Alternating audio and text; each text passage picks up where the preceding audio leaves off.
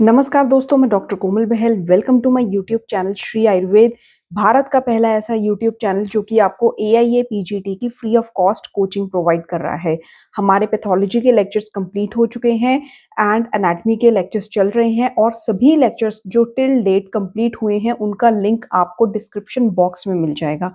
और हमारे जो लेक्चर्स हैं यूट्यूब चैनल पर, श्री आयुर्वेद यूट्यूब चैनल पर डेली 4 बजे जो है इवनिंग में अपलोड होते हैं। और डेली हम इसका लिंक जो है एडिशनली व्हाट्सएप ग्रुप में भी शेयर करते रहते हैं ताकि आपका लेक्चर मिस ना हो। और व्हाट्सएप ग्रुप को ज्वाइन करना है तो उसका लिंक आपको डिस्क्रिप्शन बॉक्स में मिल जाएगा। ठीक है दोस्तों। तो दोस्तों, आज हमारा जो एनाटॉमी लेक्चर है वो है सम की पॉइंट्स, जो मोस्ट इम्पॉर्टेंट पॉइंट्स होते हैं जो कि अक्सर क्वेश्चन फॉर्म में एमसीक्यू बनकर एग्जाम में देखे गए हैं। Multiple times frequently ask question है। वही पॉइंट्स जो है मेरे हैंड रिटन नोट्स में मैं आपको पढ़ाऊंगी और इसी लेक्चर में मैं आपको याद भी कराऊंगी। ठीक है। तो चलिए स्टार्ट करते हैं लेक्चर को।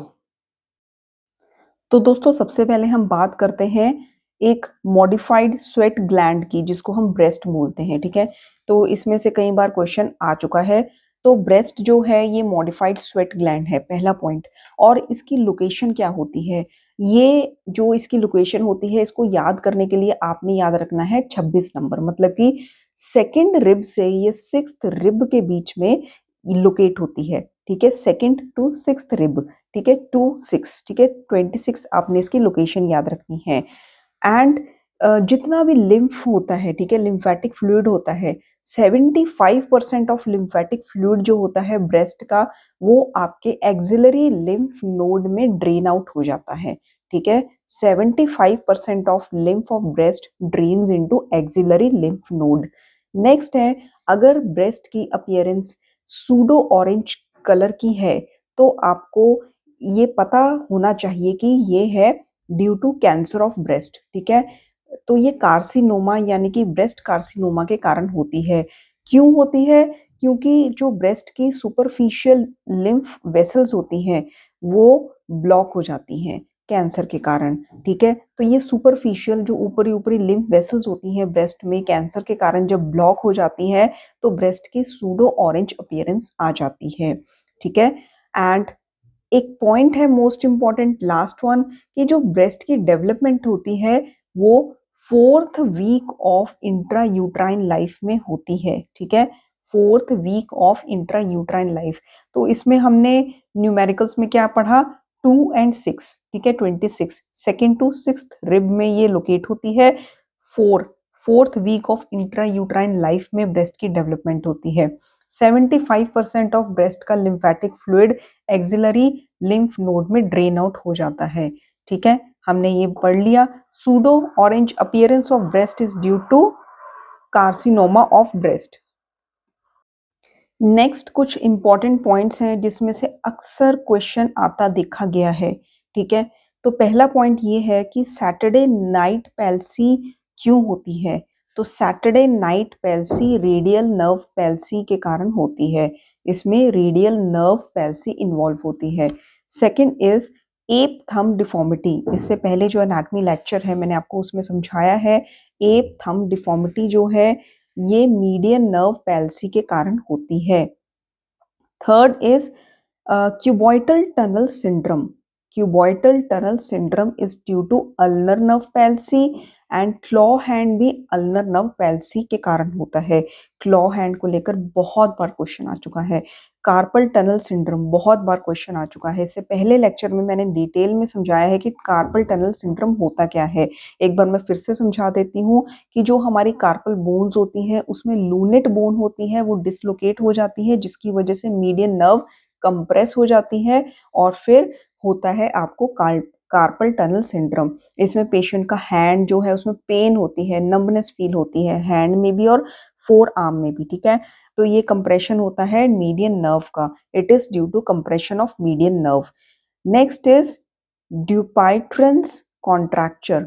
ये हमारा पामर एपोन्यूरोसिस के इन्फ्लामेशन के कारण होता है। ठीक है, Dupuytren's contracture is due to inflammation of palmar aponeurosis. तो सारी जो पॉइंट्स हैं इसमें पैल्सी ही दी हुई है अलग-अलग नर्व्स की, ठीक है? बस कार्पल टनल सिंड्रोम में कंप्रेशन ऑफ मीडियन नर्व है। तो हमने क्या पढ़ा है, जो सैटरडे नाइट पैल्सी होती है, ये रेडियल नर्व पैल्सी के कारण होती है। Ape thumb deformity, median nerve palsy, cubital tunnel syndrome and claw hand, ये दोनों अल्नर नर्व पैल्सी के कारण होता है। Cubital tunnel syndrome and claw hand, carpal tunnel syndrome due to compression of median nerve and Dupuytren's contracture due to inflammation of palmar aponeurosis। दोस्तों last में हम joints के रिलेटेड कुछ पॉइंट्स पढ़ेंगे। काफी बार इसमें से क्वेश्चन ऑलरेडी आ चुका है। तो सबसे पहला है shoulder joint. Shoulder joint first number पर देखेंगे, it is ball and socket type joint. और अगर इसका लास्ट पॉइंट देखेंगे कि बिटवीन इंकस एंड स्टेप्स, जो ईयर की बोन्स होती हैं, इंकस, मेलियस इंकस और स्टेप्स, ठीक है, MIS, मिस से इसको याद रखा जाता है, मेलियस इंकस स्टेप्स। तो इंकस और स्टेप्स के बीच में भी जो जॉइंट होता है that is also ball and socket joint, ठीक है। तो सबसे पहला है shoulder joint is ball and socket joint. Second है elbow joint is hinge joint, याद रखना है, वेरी इंपॉर्टेंट है hinge joint. Radio ulnar joint जो होता है, जो रेडियस और अल्ना बोन के बीच में होता है, ये है पाइवट जॉइंट।